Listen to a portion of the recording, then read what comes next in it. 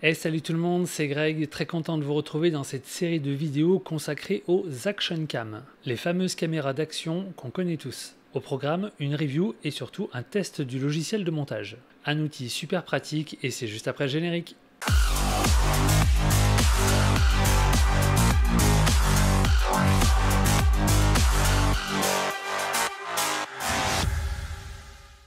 C'est des articles qu'on connaît tous et qui offrent une grande polyvalence. Pour les sports extrêmes, lors de nos vacances ou tout simplement sur des prestations. L'intérêt de ces caméras, c'est qu'elles sont extrêmement compactes.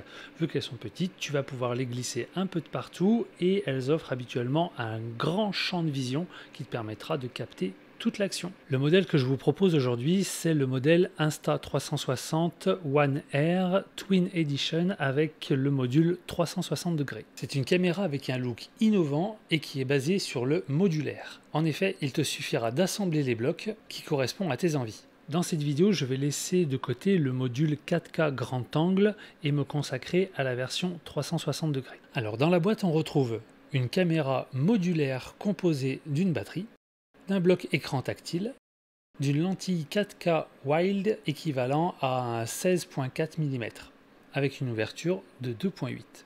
On retrouve aussi le bloc de lentilles pour le module 360 qui lui est équivalent à un 7.2 mm avec une ouverture de f.20.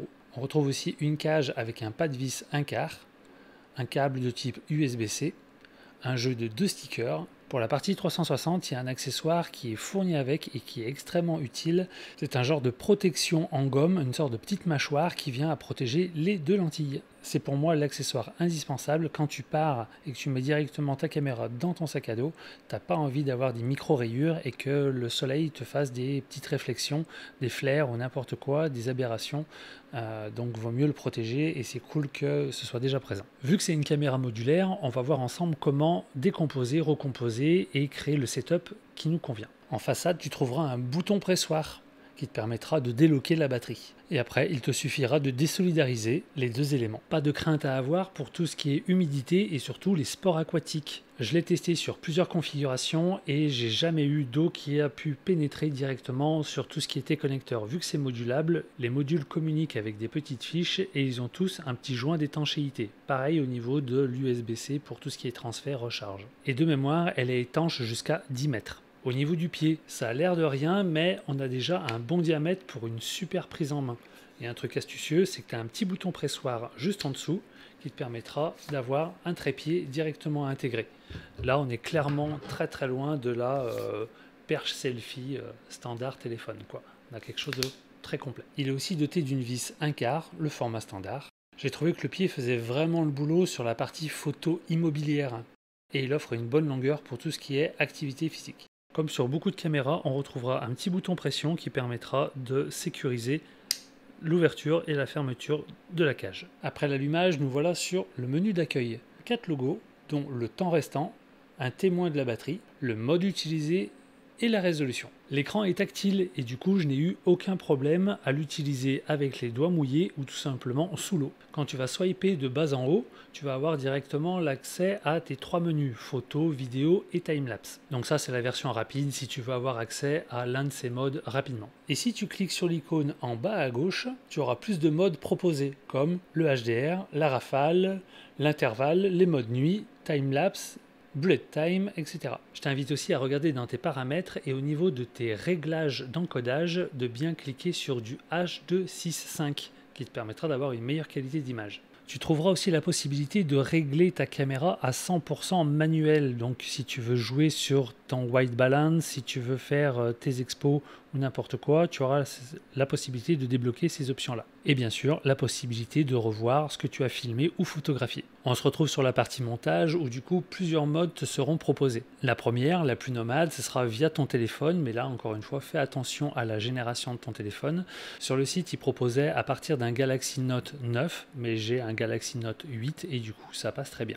Encore une fois, tu trouveras l'ensemble de la liste des téléphones qui sont compatibles pour être sûr que tu n'aies pas des latences et que ça puisse être bien compatible. Sur PC, tu as aussi la version Insta360 Studio 2021 qui est disponible, donc tu le télécharges et tous tes fichiers 360 seront reconnus. Tu pourras les mettre à l'intérieur directement et refaire ton montage. Donc si tu as une vidéo sphérique, tu vas pouvoir choisir tes angles, créer des points, créer des mouvements, des suivis, des trackings et tout ça directement à partir de ce logiciel. Donc ça peut être super pratique pour redécouper un rush ou ne garder qu'une partie intéressante et de refaire du mouvement dans ton 360. Si tu veux pousser encore plus loin et que tu fais du montage sur Premiere Pro, il y a un module, un plugin qui te donnera la possibilité de reconnaître tes rushs et surtout de faire la même chose mais directement dans ton montage sur Premiere Pro. L'un des points faibles pour moi au niveau des action cam, ça a très souvent été au niveau de la captation son et je suis ravi d'entendre qu'il y a un énorme progrès à ce niveau-là. Dans les qualités notables de cette caméra, on ne peut pas passer à côté de la qualité d'image et surtout de l'énorme stabilisation et du progrès qui a été fait ces dernières années. Comme je l'ai évoqué tout à l'heure, il y a aussi l'étanchéité jusqu'à 10 mètres de profondeur. Une des fonctions qui est extrêmement populaire sur ce modèle, c'est le fait d'avoir la perche invisible. Donc du coup, la caméra recomposera l'image avec la distance, mais du coup, on ne verra jamais le fût de la canne. Et dans les éléments marquants, on notera aussi le contrôle vocal et surtout, ce qui moi me plaît le plus dans tout ça, c'est le tracking. Et donc il est super efficace, il suffira de localiser un élément et il pourra le suivre automatiquement sur une fonction 360. En tout cas pour ma part, j'en suis ravi. Cette vidéo est donc terminée, je vous donne rendez-vous la prochaine fois où on abordera directement le même corps avec le module 4K, avec plus d'images et surtout de l'aquatique. Je vous dis à la prochaine, gardez la passion et surtout faites des images pleines d'action. Ciao ciao.